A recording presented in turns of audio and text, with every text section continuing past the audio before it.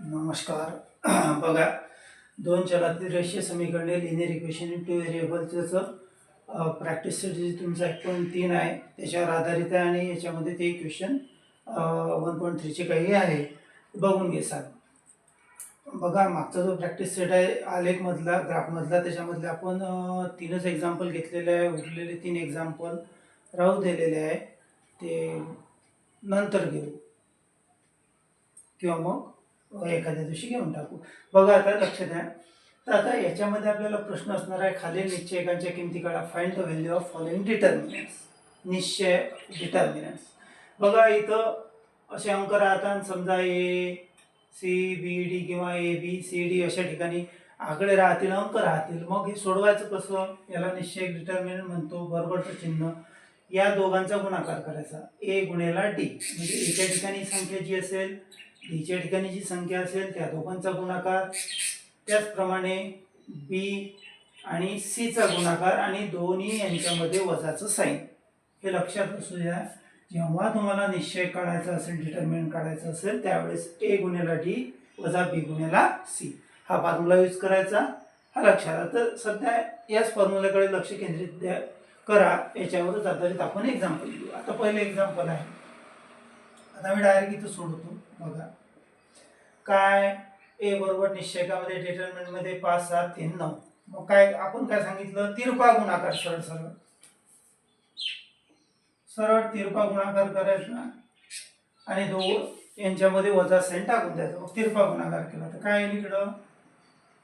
कंसामध्ये 5 गुणेला 9 वजा 3 गुणेला 7 झालं.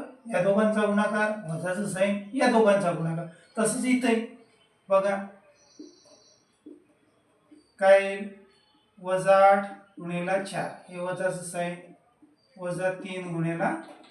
तसंच इथे 2 वर्गमुळात 3 गुणेला 3 वर्गमुळात 3 3√2 मायनस 9 into 2 इन ब्रॅकेट. तसंच इथं 3 गुणेला 4 वजा 2 गुणेला 4, सॉरी 3 गुणेला 5 आहे. 3 into 5 2 into 4. तसंच इथं -1 into 4 वजाचं 7 into 2. तसंच इथं 5 गुणेला 0 वजा 3 गुणेला वजा 7. तसंच इथं 7 भागेला 3 गुणेला 1 भागेला 2 वजा 5 भागेला 3 5/3 इंटू 3/2. झालं. इथपर्यंत या प्रोसेसमध्ये लिहिलं. टोटल एक्झाम्पल लिहिले आपण अशा पद्धतीने. आता काय करायचं? एका मार्कासाठी गणित विचारले जाते, 1 किंवा 2 मार्कासाठी. आता बघा, सोडू आपण. हा ब्रॅकेट सोडवला. 5 9 45 45.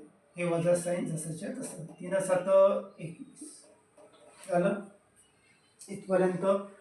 त्याच्यानंतर दुसरं बघा, 8 4 8 32 वजा आहे म्हणून वजा 32. हे वजाच असेल. 3 2 6 वजा आहे म्हणून वजा 6. इथपर्यंत लक्षात ठेवा. त्याच्यानंतर इथं बघा, या दोघांचा गुणाकार 2 गुणेला 3 किंवा एक स्टेप वाढवतो मी,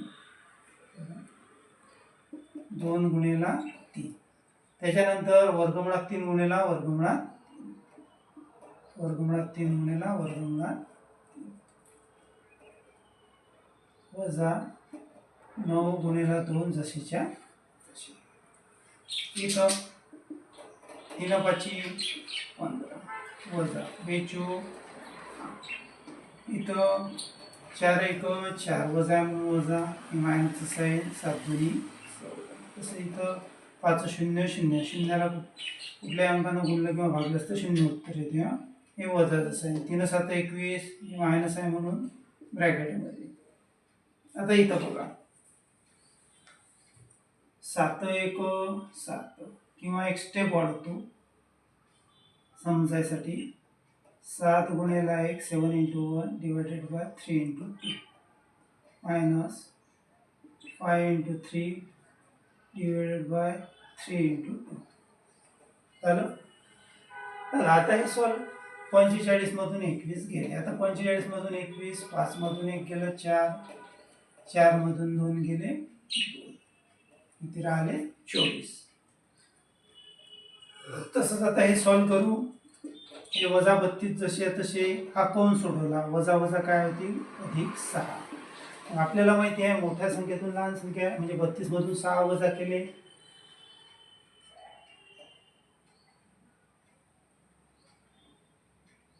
राहिले किती 26. आणि मोठ्या संख्येचं साइन, मोठी संख्या काय वजा आहे म्हणून वजा, बरोबर आहे. त्याच्यानंतर आता हे सॉल्व करू. बघा हे काय झाले 2 3 चा व्यतिरिक्त 6. आता वर्गमुळात 3 गुणिला वर्गमुळात 3 काय होते, वर्गमुळात 3 चा वर्ग, वर्गमुळात 3 चा वजा 9 दुनी 18. आता परत सोडवलं तर काय होईल, स्क्वेअर स्क्वेअर रूट कॅन्सल, बरोबर आहे. मग काय राहिलं हे 6 गुणिला 3 हे वजा 18. सॉल्व केले 7 3 18, 6 3 चा 18, -18 इज इक्वल टू 0. तसंच आहे 15 मधून 8 गेले, इथे राहिले 7. मोठी संख्या अधिक आहे म्हणून अधिकचे चिन्ह. आता इथं बघा वजा वजा अधिक, परंतु चिन्ह वजाचं. त्याच्यानंतर हे वजा वजा काय होईल अधिक, शून्याला काही व्हॅल्यू नाही तरी आपण एक स्टेप वाढवू, बरोबर किती आलं 21. आता हे सॉल्व करू. बघा आता इथं काय होते 7 1 7, 3 दुनी 6 वजा. आता इथं कॅन्सल होते केला तर, पण आपण कॅन्सल करणार नाही कारण यांचा सुद्धा गुणाकार किती येत आहे 6 म्हणजे 6 येत आहे. त्याच्यामुळे कारण आहे वास्तविक 15. आपल्याला माहिती आहे छेद आता समान झाले, यांची छेद सारखे आहे म्हणून दसवी काढायची आवश्यकता नाही. सरळ अंशाची बेरीज असली बेरीज, वजाबाकी असली वजाबाकी. काय वजाबाकी आहे, काय करू 7 वजा 15 आणि छेद एकदाच. मग आता आपल्याला माहित आहे वजा 15तून अधिक 7 इथे राहिले 8. मोठ्या संख्येचं चिन्ह वजा भागिले 6. तर भाग जाते 6 ला आणि 8 ला 2 न, व्यतिरिक्त 6 42, 2 3 चा 6, 2 4 चा 8, म्हणजेच काय आलं -4/3. अशा पद्धतीने आपल्याला निश्चयक म्हणजे डिटर्मिनंटच्या व्हॅल्यू काढायचे आहे. ज्याच्यामध्ये हे तुमचे सॉल्व एक्झाम्पल होते 3 आणि हे तुमचे एक्झरसाइज मधले एक्झाम्पल 4. काही अडचण असल्यास व्हॉट्सअप नंबर माहितीच आहे तुम्हाला 9767972409. हे लक्षात असलं पाहिजे की तिरपा गुणाकार आणि दोघांमध्ये मायनसचं साइन टाकायचं. नंतरचा पाठ आपल्याला शिकायचा आहे क्रॅमर्स रूल, क्रॅमरची पद्धती, क्रॅमर्स मेथड. 3 किंवा 4 मार्कासाठी विचारले जाते. ॲक्टिव्हिटी पण येते. सर्वात आधी 2 समीकरण राहते, 2 इक्वेशन राहते. ते आपल्याला या स्वरूपात, जसं एक असलं तर आपण काय करत होतो ax अधिक by बरोबर c. आता 2 आहे तर काय करायला लागेल a1x अधिक b1y बरोबर c1 आणि a2x अधिक b2y बरोबर c2 या स्वरूपात आणायची. त्याच्यावरून a1 b1 c1 च्या किमती काढायच्या, a2 b2 c2 च्या किमती काढायच्या आणि हे 1 2 3 4 5 फॉर्म्युले तुमचे पाठ असतील तर तुम्हाला गणित सोडवता येईल. हे 5 फॉर्म्युले तुमचे म्हणजे पाठ नसणार आहे तर तुम्ही एक्झाम्पल सोडू शकणार नाही. म्हणून फार आवश्यक आहे फॉर्म्युले पाठ करणं जे आहे ते. तर डीचा फॉर्म्युला काय a1 a2 b1 b2, डिटर्मिनंटमध्ये म्हणजे निश्चयकामध्ये डीचा a1 a2 b1 b2. Technique तेच गुणाकार करायची तिरपी, जसं आपण याच्यामध्ये गुणाकार केला तसं आता सांगायची आवश्यकता नाही पण तरी सांगतो. a1 गुणिला b2 वजा जसं आहे b1 गुणिला a2. dx चा formula c1 c2 b1 b2, c1 गुणिला b2 वजा b1 गुणिला c2. dy चा formula a1 a2 c1 c2 लवकर पाठ होते, a1 गुणिला c2 वजा c1 गुणिला a2. त्याच्यानंतर x ची व्हॅल्यू काढायची आहे, x आणि y ची. तर x चा फॉर्म्युला आहे dx/d, y चा फॉर्म्युला आहे dy/d. याच्यावरून आपल्याला क्रॅमर्स मेथडनं आपण बाकीचे एक्झाम्पल सोडू शकतो क्रॅमर्स मेथडवरचे. त्यासाठी हे 3 आणि 2 पास फॉर्म्युले फार आवश्यक आहे आणि ते पाठ एकदा केले की विसरायची आवश्यकता नाही. आणि पाठांतर कसं करायचं, पहिलं पाठ करायचा, त्याच्यानंतर मनानं लिहायचा किंवा 10 वेळा पाहून लिहायचा, 10 वेळा मनानं लिहायचा, परत 10 वेळा पाठांतर करायचं. अशा पद्धतीनं तुमचं पोटं पाठांतर होईल, जेणेकरून तुम्ही आयुष्यभर विसरणार नाही. तर अशा पद्धतीनं हे झालं आपले डिटर्मिनंट म्हणजेच निश्चयक. आता नेक्स्ट नंबरचं बघू आपण.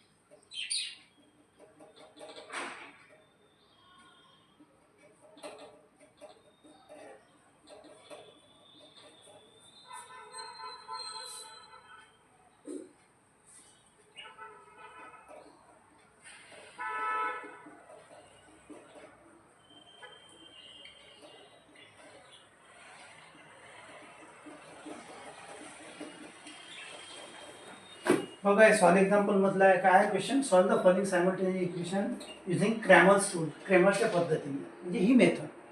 आता लक्षात घ्यायचं, आता हे 5x + 3y बरोबर वजा 11, 2x + 4y बरोबर वजा 10. हे दोन इक्वेशन आहे. सोल्युशन उकलमध्ये लिहून घेऊ. पहिली इक्वेशन 5x + 3y बरोबर वजा 11. दुसरं 2x + 4y बरोबर वजा 10. कंपेरिंग विथ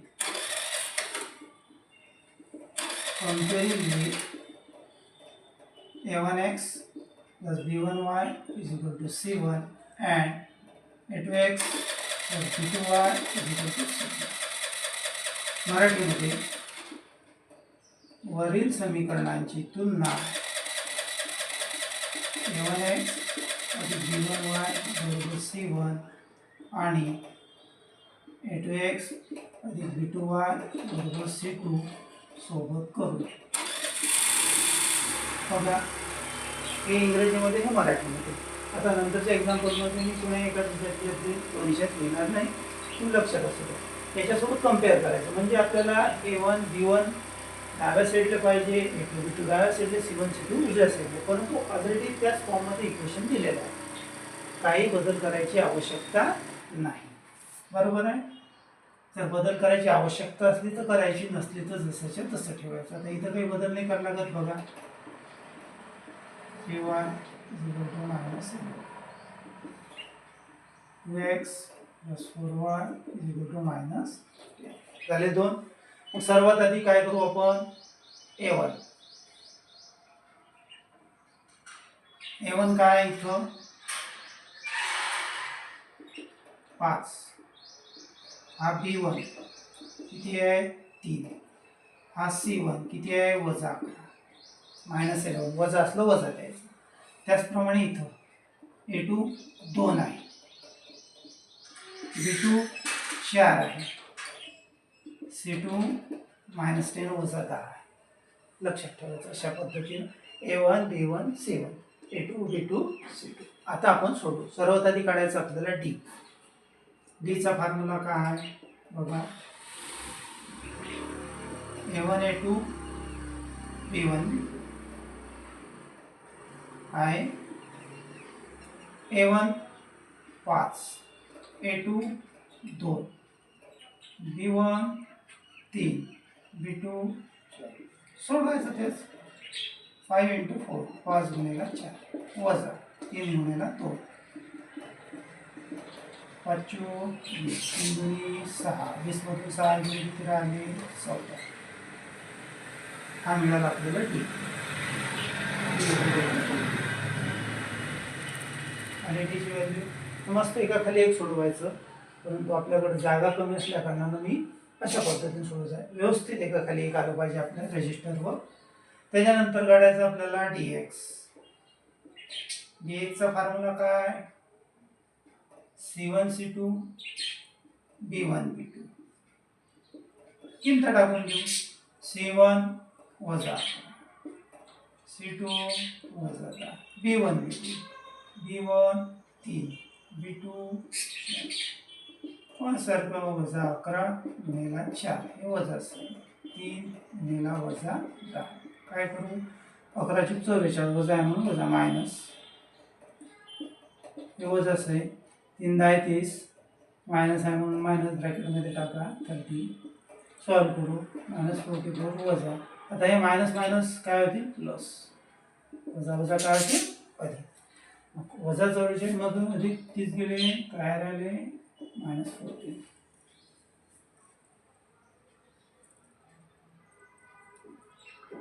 कारण मोठ्या संख्येचं साइन. ही मिळाली आपल्याला dx ची व्हॅल्यू. dx = -14. आता काय काढायचं dy. dy चा formula A1 A2 C1 C2 बरोबर आहे. आता A1 A2 5 2 C1 C2 -11 -2. त्याच पद्धतीने 5 गुणिला वजा 10 वजा 11 गुणिला 2. 9 पाहिजे 50 वजा म्हणून ब्रॅकेटमध्ये किंवा नाही टाकलं चालते. हे मायनसच आहे. 11 2 22 वजा म्हणून हे टाकणं गरजेचं आहे ब्रॅकेटमध्ये. मग ब्रॅकेट सोडवला -50 प्लस 22 वजा वजा अधिक झाले. मग 50 मधून, कारण मोठी संख्या वजा आहे म्हणून वजाचं चिन्ह 50ला -28 वजा 28. ही आली dy ची व्हॅल्यू. मग आता काढायचा x आणि y. मग x चा फॉर्म्युला काय आहे बघा, x आहे dx/dt. आता dx किती आले आपले वजाचं, d आहे 14 आहे की 14 परंतु मायनस आहे म्हणून मायनस. y चा फॉर्म्युला dy/d. dy -20 d अधिक 14 14 14 -2. अशा पद्धतीनं x ला -1 आणि y ला -2. हे झालं याचं सोल्युशन. अशा पद्धतीने सोडवायचं आहे. उरलेला पार्ट आपण उद्या घेऊ.